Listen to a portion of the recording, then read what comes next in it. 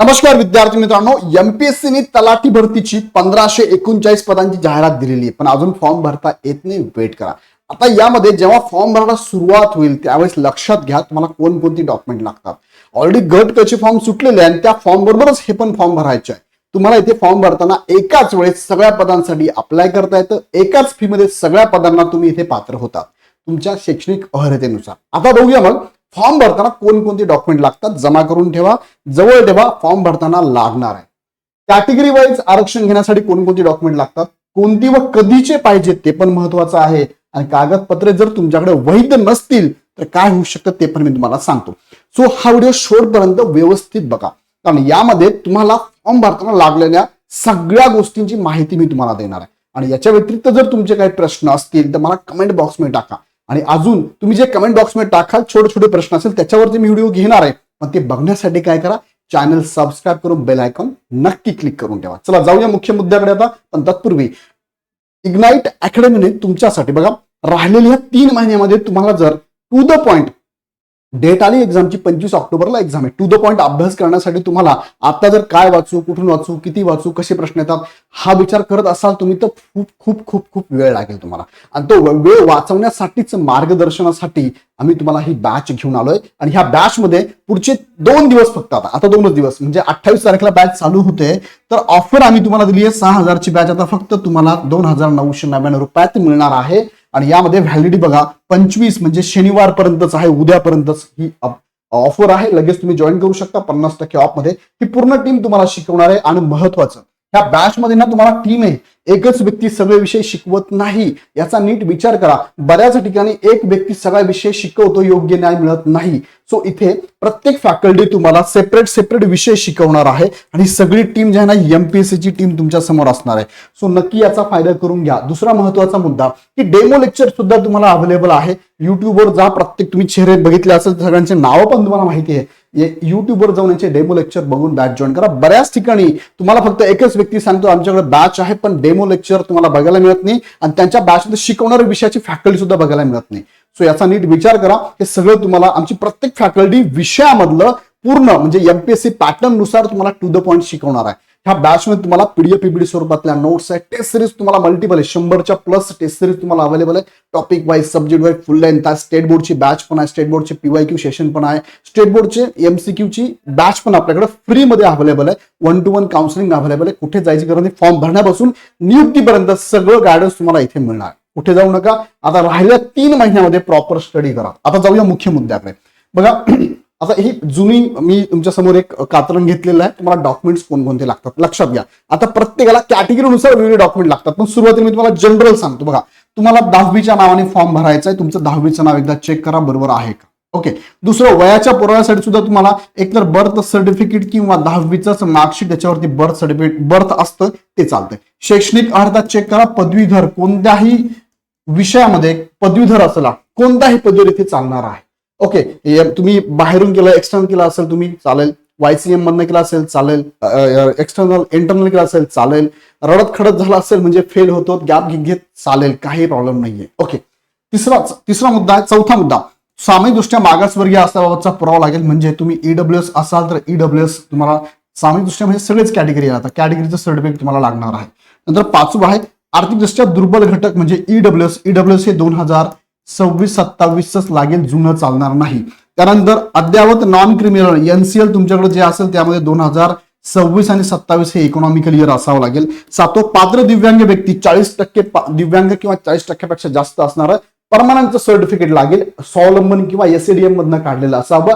UDID card पण तुमच्याकडे असावं लागेल. माजी सैनिक असाल तर माजी सैनिकांचं रिटायरमेंटचे जे डॉक्युमेंट असतात, सर्व्हिस बुक असतं ते तुमच्याकडे असावं लागेल. अनाथ असाल ऑर्फन तर महिला व बालकल्याण विभागाचं सर्टिफिकेट तुमच्याकडे असावं लागेल. संस्थात्मक किंवा संस्थाबाह्य चालेल. खेळाडू जर असाल तुम्ही तर खेळाडूंसाठी बघा तुमचा जो खेळ आहे ना हा खेळ एमपीएससीच्या या प्रवर्गात येतो का एकदा चेक करून घ्या. ग्रुप सी साठी येतो का चेक करून घ्या. यामध्ये फक्त खेळ खेळून चालत नाही, यामध्ये रँक लागते. फर्स्ट, सेकंड, थर्ड रँक असावं लागतं किंवा मेडल असावं लागतं.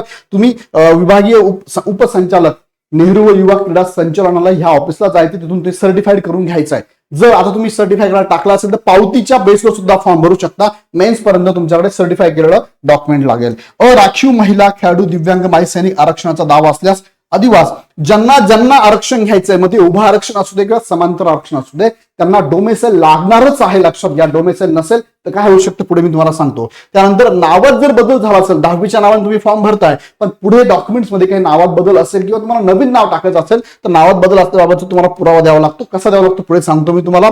मराठी भाषेचं ज्ञान इथे विचारत नाही ते, सो डोंट वरी. लहान कुटुंबात इथे विचारत नाही, सो डोंट वरी.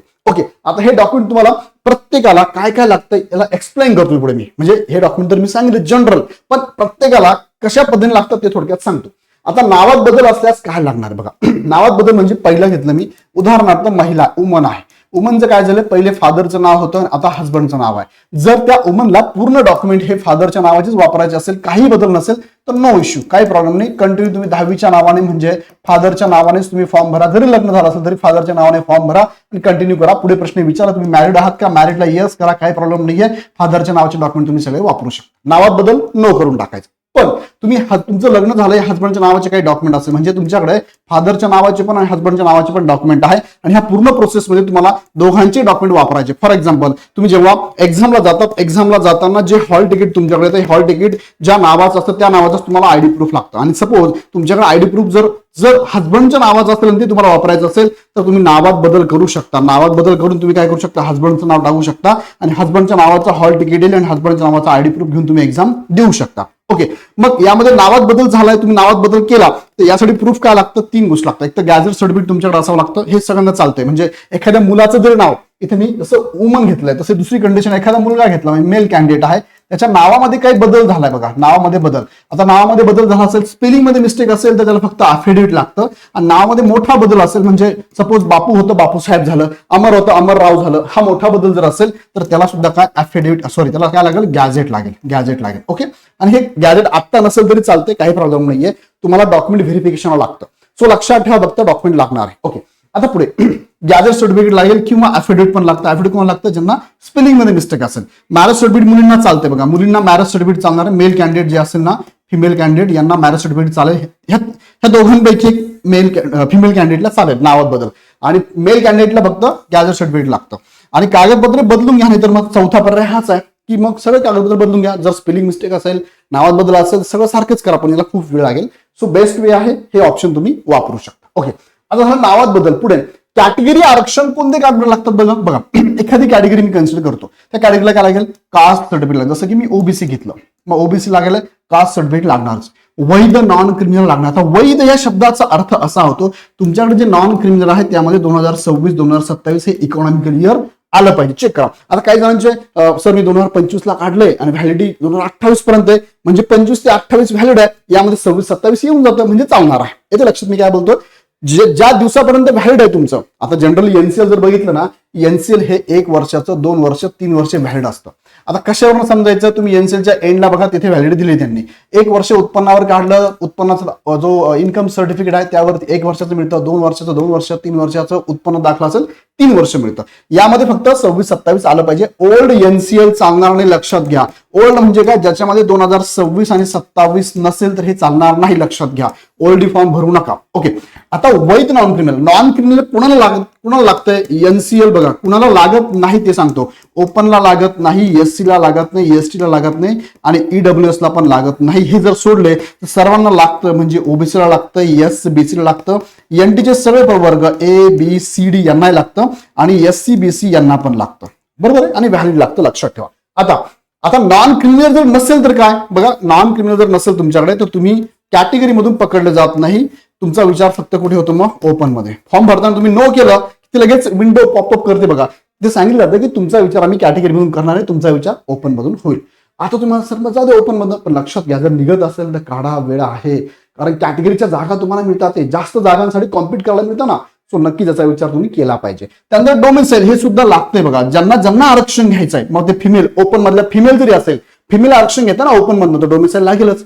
फक्त महिलांना 33% किंवा 30% आरक्षण सर्टिफिकेट लागत नाही, लक्षात घ्या. पूर्वी लागत होतं, आता लागत नाही. आता बघा, हे डोमेसाईल, हे 3 डॉक्युमेंट तुम्हाला लागतात बघा, मस्ट आहे 3 डॉक्युमेंट. तर यामध्ये थोडंसं मी सांगतो, हे 3 डॉक्युमेंट पैकी ज्यांना लागणार आहे, मी तुम्हाला एक्सप्लेन केलं कोणाला लागणार आहे. ज्यांना लागणार आहे 3 पैकी एक जरी डॉक्युमेंट नसेल तर तुमचा कॅटेगरीसाठी विचार होणार नाही, तुमचा फक्त ओपन मध्येच विचार होईल. तीन पैकी काहींना 2 डॉक्युमेंट लागतात ना, काहींना काय वैध नॉन क्रिमिनल लागत नाही. 2 पैकी एक जर डॉक्युमेंट नसेल तरी सुद्धा तुमचा विचार ओपन साठीच होईल, कॅटेगरीसाठी होणार नाही, हे लक्षात घ्या. आता चौथा मुद्दा आहे कास्ट व्हॅलिडिटी. इथे तुम्ही प्रश्न विचारले नाही, असेल तर यस करा, नसेल तर नो करा, काही इश्यू नाही. तुम्हाला सिलेक्शन नंतर 6 महिने वेळ दिला जातो, ह्या 6 महिन्यात काढलं तरी चालतं. वैध कागदपत्र नसतील तर तुमचा विचार फक्त ओपन मधून होईल, ओपन जनरल मधून होईल, फक्त लक्षात घ्या. इथे लक्षात. आता पुढे घेऊन जातो तुम्हाला, याच्याबद्दल काही शंका असेल मला कमेंटमध्ये टाका. एससीबीसी बरोबर आहे. एससीबीसी कोणाला लागू आहे माहिती आहे, कोणासाठी आहे तर एससीबीसी ओपन मधले जे मराठा कॅन्डिडेट आहे ना, त्या मराठा कॅन्डिडेटला फक्त एससीबीसी लागू आहे, बाकीच्यांनी काढू नका, भविष्यात प्रॉब्लेम येऊ शकतो. कारण एमपीएससीने यापूर्वी एक नोटीस दिलेली आहे की ईडब्ल्यूएस तुम्ही जर मराठा असाल ओपन मधले तर ईडब्ल्यूएस मधून तुम्ही फॉर्म भरू शकत नाही, एससीबीसी मधूनच भरला पाहिजे. दुसरं, कागदपत्रे कोणती लागणार एससीबीसीला तर एससीबीसीला कागदपत्र बघा, कास्ट सर्टिफिकेट लागणार आहे, एनसीएल पण लागणार आहे, व्हॅलिड असणार बरं का, व्हॅलिड एनसीएल लागणार आहे आणि डोमेसाईल सुद्धा लागणार आहे, तिघही लागेल. कुणाच्या नावाचं असावं तर यामध्ये मेल कॅन्डिडेट असेल तर साहजिक हे फादरच्या नावाचंच असणार आहे, आणि जर फिमेल कॅन्डिडेट असेल तिचं जर मॅरिड असेल तरी सुद्धा दोघांनाही कोणाच्या नावाचं लागेल, फादरच्या नावाचंच लागणार आहे. एससीबीसी लक्षात घ्या. उत्पन्नाची अट आणि कुणाचे उत्पन्न घ्यावे तर मॅरिड जर वुमन असेल, मॅरिड फिमेल जर असेल तर ते फादर आणि हजबंडच्या भावाचं उत्पन्न आहे, आणि जर मेल कॅन्डिडेट असेल तर त्यासाठी मेल असेल किंवा फिमेल अनमॅरिड फिमेल म्हणूया आपण, अनमॅरिड फिमेल असेल तर फादरच्या नावाचं उत्पन्न इथे कन्सिडर केलं जातं. ओके, आता हे झालं. आता याचा फायदा काय माहिती तुम्हाला, एससीबीसी जर तुमचं निघत असेल ना, पहिलं म्हणजे काय, तुम्हाला इथे जास्त जागांसाठी कॉम्पिट करायला मिळतं. दुसरं म्हणजे तुम्हाला वयात सूट मिळते, आणि तिसरं म्हणजे तुम्हाला इथे फी मध्ये पण फॉर्म भरायला सूट मिळते, लक्षात घ्या. नंतर ईडब्ल्यूएस. आता ईडब्ल्यूएस कोणाला लागू आहे हे पण लक्षात घ्या. बऱ्याच जणांचा प्रॉब्लेम काय झालाय की माहितच नाहीये. ईडब्ल्यूएस ओपन मधला जर मराठा कॅन्डिडेट सोडला तर उर्वरित सर्वांना इथे ईडब्ल्यूएस लागू आहे. 10% आरक्षण आहे. कुणासाठी तुम्हाला मी हे सांगितलं. कागदपत्र परत एकदा इथे लक्षात घ्या. ईडब्ल्यूएस कास्ट सर्टिफिकेट लागतंय सीसी, दुसरं लागतंय तुम्हाला डोमेसाईल. एनसीएल लागतं का इथे नाही, फक्त 2च डॉक्युमेंट लागतात. कुणाच्या नावाचं हवं हे सुद्धा फादरच्याच नावाचं, अनमॅरिड फिमेल असेल, मॅरिड फिमेल असेल किंवा मेल कॅन्डिडेट असेल फादरच्या नावाचं लागतं. इथे उत्पन्न पकडताना सेम तुम्हाला मॅरिड वुमन असाल तुम्ही तर तुम्हाला फादर आणि हजबंड दोघांचं उत्पन्न कन्सिडर करायचं आहे, आणि अनमॅरिड फिमेल असेल किंवा मेल असेल तर यांना वडिलांच्या नावाचं उत्पन्न कन्सिडर करायचं आहे. उत्पन्नाची अट काय, 8 लाख 8 लाखाच्या आत असावं लागतं दोन्ही ठिकाणी, एससीबीसीला पण आणि ईडब्ल्यूएसला पण. त्यानंतर समांतर आरक्षण लक्षात घ्या. महिला आरक्षण. आता महिला मी 2 कॅटेगरीमध्ये घेतो. वुमन रिझर्वेशन एक आहे ओपन, एक आहे कॅटेगरीमध्ये. यांना सेपरेट काही डॉक्युमेंट लागतं का असं विशेष 30% आरक्षणचं तर नाही लागत बरं का, हे लागत नाही, पूर्वी लागत होतं.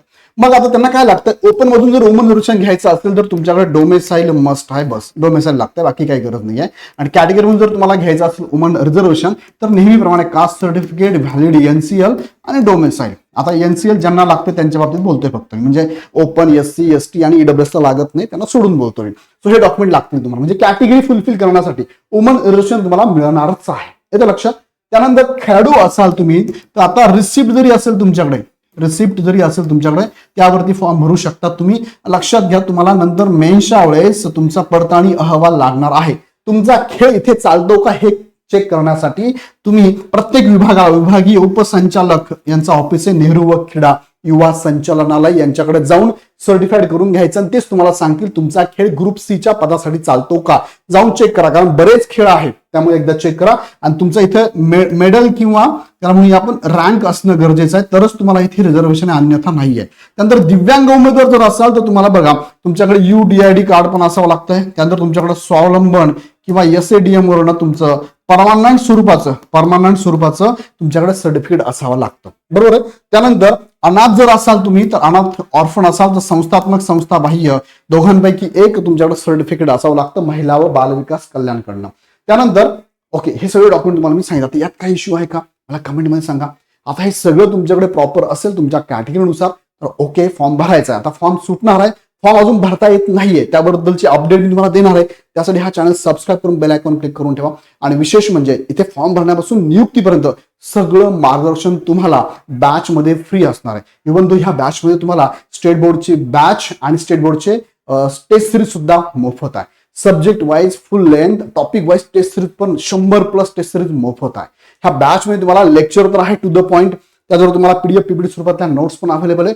प्रत्येक विषयाला सेपरेट फॅकल्टी आहे आणि ऑफर चालू आहे सध्या. ऑफर ही 25 जुलैपर्यंतच आहे, शनिवारपर्यंत आहे. लगेच जॉईन करू शकता. ह्या बॅचमध्ये सगळं दिलं, जेवढं आम्ही सांगतो तेवढंच करा, बाकी काहीच करायची गरज नाही आहे. राहिलेल्या 90 दिवसामध्ये या बॅचला फॉलो करा. विशेष लक्षात घ्या, कुठेही तुम्ही मार्गदर्शन घेत असाल तर टीम महत्वाची आहे, त्यांचे डेमो लेक्चर महत्वाचे आहे. ह्या सगळे टीमचे लेक्चर्स युट्यूबवर अवेलेबल, एकदा बघून घ्या. त्या विषयामध्ये एक्सपर्ट असणारी एमपीएससी बेस्ड फॅकल्टी तुमच्या समोर येत आहे, लक्ष घ्या. अजून काही शंका असेल तर आमच्या टीमला तुम्ही कॉल करू शकता. अदरवाईज खाली डिस्क्रिप्शनमध्ये ऍपची लिंक दिली आहे, प्ले स्टोरवरून हे ऍप डाउनलोड करा आणि बॅच लगेच जॉईन करा. तयारी लागा, बॅच चालू होणार आहे 28 तारखेपासून आणि ही ऑफर पहिल्या 500 विद्यार्थ्यांनाच, नंतर फी वाढू शकते.